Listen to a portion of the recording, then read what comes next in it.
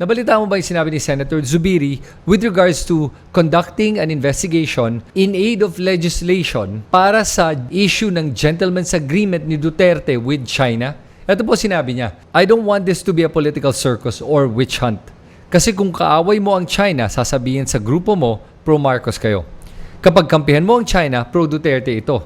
Parang naging politika na. Ngayon, he clarified that statement in a press conference. At ito yung sinabi niya regarding that. Ang sinabi ko lang, nahihinayan po ako dahil kung tayo ay bumanat po sa China, sinasabi daw nila ay tayo ay anti-Duterte. Pag tayo naman ay sumasang-ayon sa China, tayo daw ay pro-Duterte. So, kailangan ko lang i-correct yung thinking ni Senator Zubiri para makatulong po sa kanya in case mapanood niya to. No? Unang-unang statement niya, from the original statement was, he doesn't want this to turn into a witch hunt. Let's define a witch hunt. Ang witch hunt po, ang ibig sabihin po nun ay gumagawa po kayo ng investigasyon na walang basehan. Ang purpose lang nyo para gawin yun ay mag-persecute ng isang tao. Yun po ang witch hunt. Ngayon, kung ang isang investigasyon ay may basehan o may pinanggagalingan, hindi po witch hunt yan. That is a legitimate investigation. Sa kasong to, meron namang basehan eh. Ang basehan natin dito ay merong kinaklaim ang China na nagkaroon sila ng gentleman's agreement with Duterte. Duterte denies it. Kaya kailangan magkaroon ng investigasyon. So the fact na may basehan para sa investigasyon, hindi po to witch hunt. The fact na nabanggit si Duterte does not make it political.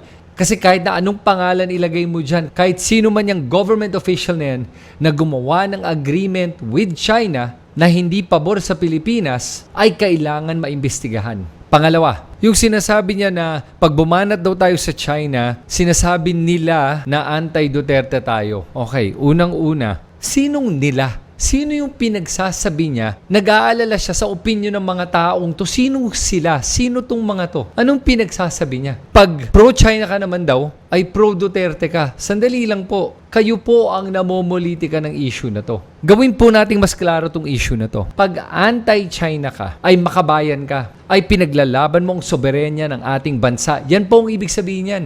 At pag pro-China ka, ang ibig po sabihin yan ay traitor ka. Yun lang po yun. Kaya hindi po to politika. Tama po kayo dito sa sinabi nyo dito.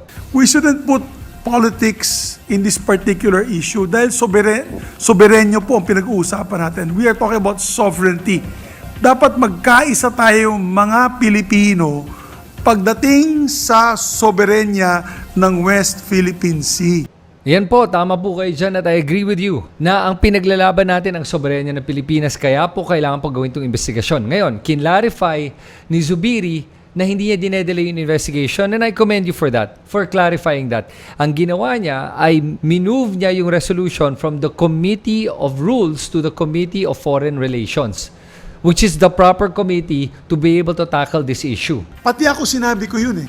I-refer ko kung sa aking pananaw, dati akong majority leader, papuntahin sa Committee on Foreign Relations. Pero tingin ko kulang pa yun eh. Kasi yung Committee on Foreign Relations will create laws to be able to protect our sovereignty from any country that seeks to invade, take advantage of, militarize o kaya compromise our sovereignty. Yun po ang purpose ng Committee on Foreign Relations. Pero ang problema natin dito ay kailangan po natin gumawa ng batas para maprotektahan natin ang ating bansa sa ganitong klaseng mga opisyal na nakakalimutan na ata nila ang kanilang oath of allegiance, na kinikilingan ang mga ibang dayuhan kumpara sa sarili nating bansa, na kino-compromise ang ating soberenya, ang ating bansa para paboran ang mga ibang bansa tulad ng China, para hindi na ito maulit-ulit at para malaman natin kung totoo nga nagkaroon ng gentleman's agreement na hindi dapat nangyari at para maparusahan at kung sino man ang gumagawa ng ganitong klaseng mga secret agreements.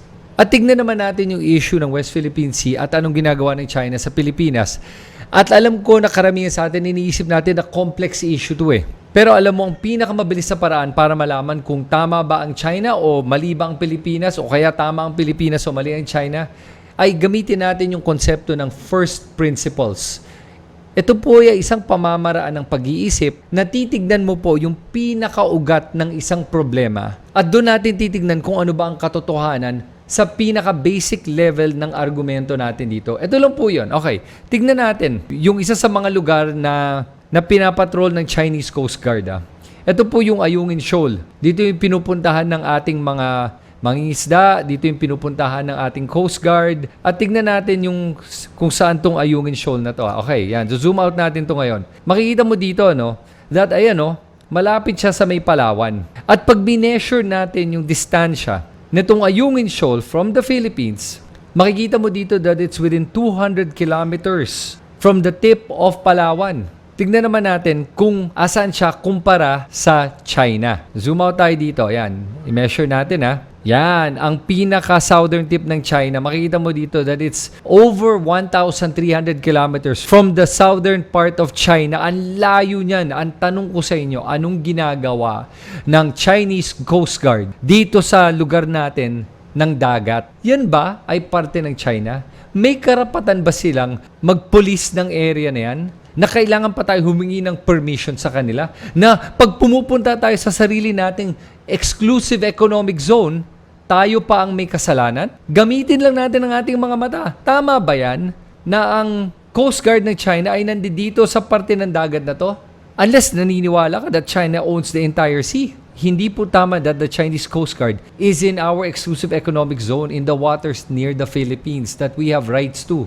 Na kahit baliktarin mo to at sabihin natin ang Pilipinas, nagpadala ng Coast Guard malapit sa may Shenzhen. Tapos binabawal natin ang mga mangingisda ng China from fishing in their own exclusive economic zone. O kaya, wina-water cannon natin yung Coast Guard nila na malapit sa sarili nilang borders. Based on this, based on first principles, mahirap depensahan yung posisyon ng China. Sa mga hindi nakakaintindi kung gaano ka-absurd itong sinasabi ng China, I want you to imagine this. Imagine mo na lang na may kapitbahay ka na nakatira 5 blocks away from you. Okay? Malayo. Tapos, dinala niya yung kotse niya sa kalsada sa harapan ng bahay mo. Tapos, palabas ka ng garahe para gamitin yung kalsada. Tapos, babanggayin ka niya. Tapos, sasabihin niya sa'yo na bawal mong gamitin yung kalsadang to dahil ako may-ari na to. Ganun din po yun. Yan po ang problema sa argumento na binibigay ng China. At kaya hindi ko maintindihan na meron pa tayong mga kababayan na pinagtatanggol ang China. Na binibintang pa tayo na tayo pa ang mali.